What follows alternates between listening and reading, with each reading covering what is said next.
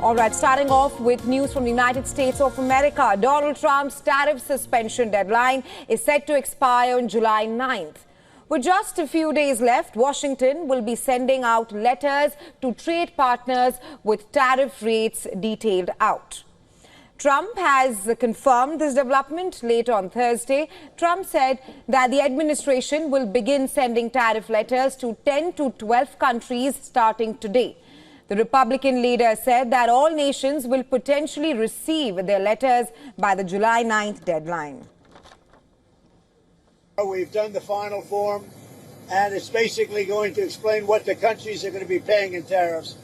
And it's very important. It's a lot of money for the country, but we're giving them a bargain.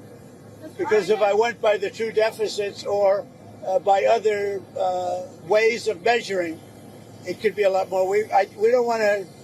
I don't want to stretch it too much. We want to keep it pretty reasonable, and I think it's very reasonable. This marks a departure from earlier plans to negotiate individual trade deals. Trump cited the complexity of negotiating with over 170 countries as a key reason behind this blanket tariff strategy. Tariffs will now range from 10 to 50%, depending on the country's trade engagement with the United States. However, European Union believes it is a challenge to reach an agreement on such high volume of trade with the US. EU Commission Chief Ursula von der Leyen said that EU member states will be prepared for a no-deal scenario. We are aiming at the 9th of July. It's a huge task because we have the largest trade volume globally between the European Union and the United States, 1.5 trillion euros, very complex and a huge quantity. Indeed, what we are aiming at is an agreement in principle. Because, I mean, such a volume in 90 days, an agreement in detail, impossible. According to Treasury Secretary Scott Bessent, around 100 countries are expected to receive a 10% reciprocal tariff rate, which is down from the originally planned 123 jurisdictions. And these include mostly small countries and territories. Major economies, however, are facing stiffer rates. The European Union is all set for a 20% plus tariff rate. Countries not engaged in talks face even higher rates, 36% for Thailand, 47% for Madagascar, and a steep 50% for Lesotho. Notably, the UK secured a 10% tariff rate in a May agreement with added relief for specific sectors like automobiles and aircraft engines.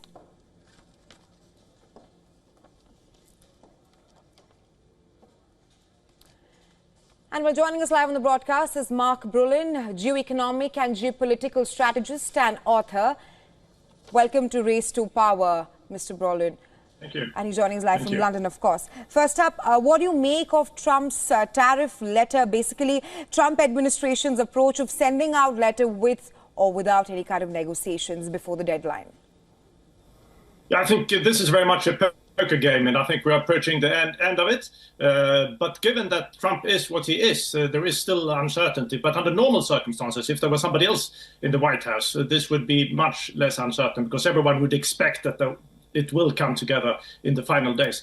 But it's actually not unusual that it actually does only finish towards the end, and that's what most people are expecting also now. And I think there will probably it is still most likely there will either be an extension or something will come together within a few days. So given the complexity of the trade deals, you do think that the US will likely extend the tariff free spots for some countries? Well, yeah, yes and no. I think if nothing happens, I mean, there is personal feelings in this also. We know that Donald Trump doesn't like the EU very much. So if he's not in some way mitigated, if he's not given anything, there might not be so many changes. But if they do generally want to give him some concessions of some kind, I think he will be open to extending this time period, and that will be a few more months, and then something will come in the end. But I think, but Brussels know they have to give him concessions at this point.